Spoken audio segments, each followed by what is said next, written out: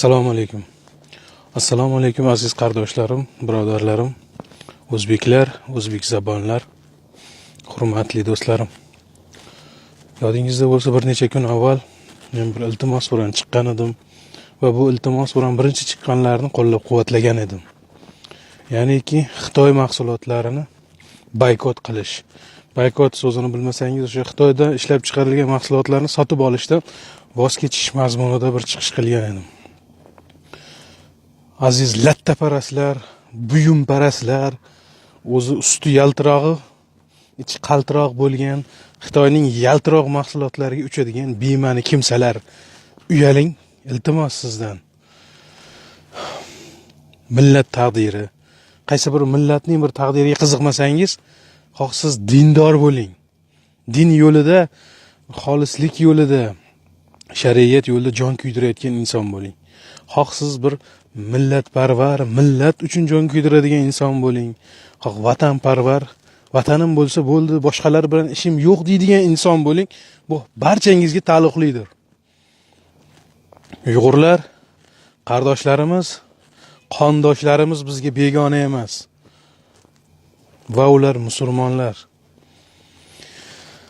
Agar siz vatanni shunchalik sevaman, birovning dardi meniki emas desangiz, o'sha sifatsiz Xitoy mahsulotlarini o'zimizning Namanganda yoki Farg'onada ishlab chiqargan bo'lishlari ham mumkin.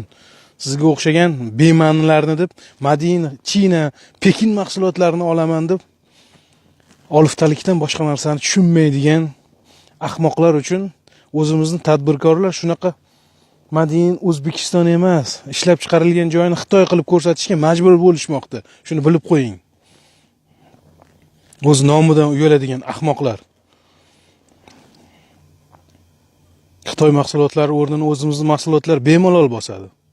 O'z iqtisodimiz uchun ham bu narsalarni sotib olishimiz kerak. Oliftalikni chetga surib. Mahatma Gandini eslang. U Angliyada ishlab chiqarilgan kostyum shumlardan voz kechgan edi. Angliyada ishlab chiqarilgan tuzlarni xarid qilishni voz kechib, o'zi ishlab chiqarishga qaror qilgan edi. Qanchadan qancha hindlar o'ldi. Qancha bosimlari bo'ldi. Lekin ular mustaqillikka erisha oldilar. Bizdan-da avval erisha oldilar. Chunki ular Mahatma Gandi o'laroq birika oldilar. Angliyani u yerda manfaatlarini sindira oldilar.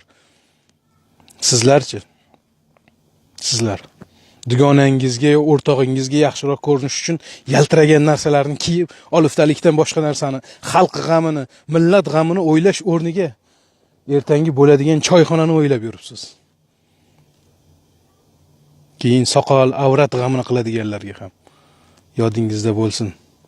Siz haj ziyoratini qilishga borganingizda va haj ziyoratini qilganingizda men o'ylab ko'rib aytayapman, agar kommentariyada kimdir meni haqorat qilmoqchi bo'lsa bemalol.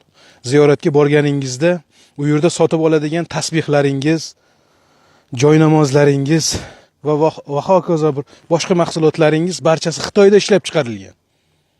Uni ilohiylashtirib, muqaddaslashtirishingiz shart emas. Uyalashingiz kerak. Qardoshingizni so'yib, qardoshingizni qamayotgan, dini uchun xor qilayotgan insonlarning cho'ntagiga pul solyapsiz siz. Bilmadim meni qanchalik yaxshi tushundingiz yo noto'g'ri. Yagona iltimosim. Yana qaytarib aytaman. Vatanimizning manfaati bor bu yerda. Xorijga valyuta chiqib ketmaydi. Dinimizning manfaati bor bu yerda. Birga ekanligimizni ular his qilsin. Qardoshlarsiz, qondoshlarimiz. Bir aka-ukaning farzandlarimiz. Jigarlarimizni yoddan chiqarmaylik. Rahmat sizlarga e'tiboringiz uchun.